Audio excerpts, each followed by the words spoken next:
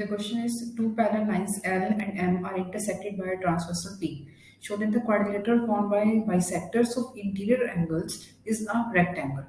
तो हमें गिवन क्या है कि टू लाइंस हैं L एंड M और ये टू लाइंस हैं पैरेलल. तो हम फिगर ड्रॉ करते हैं. फर्स्ट लाइन L और ये सेकंड लाइन हमें ले ली M. Intersected by transversal P. तो ये ट्रांसवर्सल P जो है इन्हें इंटरसेक्ट कर रही है. Show that the quadrilateral form by the bisectors of interior angles. अब यहाँ पर हमारे पास ये इंटीरियर एंगल्स बन रहे हैं. ये फोर इंटीरियर एंगल्स हैं. इनके जो बाइसेक्टर्स हम ड्रॉ करेंगे, जैसे हमने इस एंगल का बाइसेक्टर ड्रॉ किया, इस एंगल का बाइसेक्टर ड्रॉ करेंगे, यहाँ से इस एंगल का बाइसेक्टर ड्रॉ करेंगे एंड यहाँ से इसका. तो यहाँ पर एक क्वाड्रिलेटरल फॉर्म हुआ है. तो ये जो क्वाड्रिलेटरल फॉर्म हुआ है इसे हमें प्रूव करना है कि एक रेक्टेंगल है. राइट. तो यहाँ पर हम पहले कुछ नेमिंग कर लेते हैं. यहाँ पर सपोज ये पहली लाइन जो है वो पी एस है और ये क्यू आर है, A B C D. Right. तो रेक्टेंगल बनाने के लिए सबसे पहले हमें ये प्रूव करना है कि ये पैरेललोग्राम है. फिर पैरेललोग्राम के बाद हम ये प्रूव कर लेंगे इसका एक कोई एंगल 90 डिग्री. राइट. तो अब पहले इसमें आप गिवन में क्या लिखोगे? गिवन में लिखेंगे हम two lines L and M are parallel, या फिर टू पैरेलल लाइंस लिख सकते थे. And a transversal P intersect them at A and C. Intersect them at A and C respectively. यहाँ से जो एंगल के बाइसेक्टर्स हैं उनके बारे में लिख देते हैं. The bisectors of angle PAC and angle ACQ. PAC and ACQ इन दोनों के बाइसेक्टर इंटरसेक्ट कर रहे हैं B पर. intersects at B and bisectors of other two angles. Bisectors of angle ACR, right? ACR and angle SAC intersect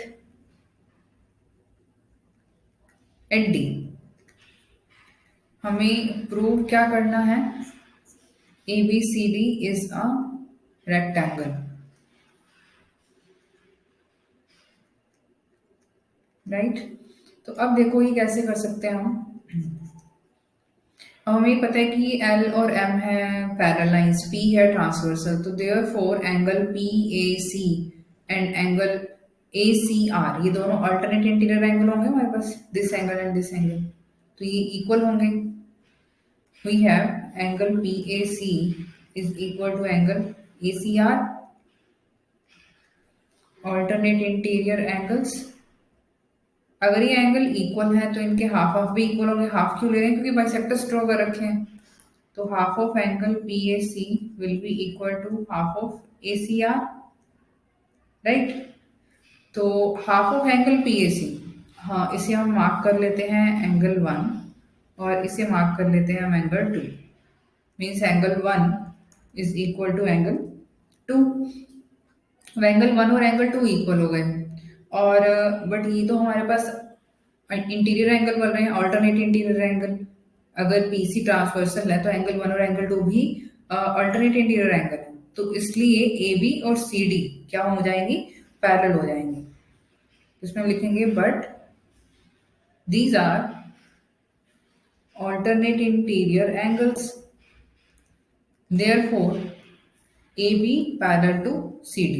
जैसे AB और CD parallel आई हैं, सिमिलरली यहाँ से हमारे पास BC और AD भी पैरेलल आ जाएंगी. So similarly BC parallel to AD.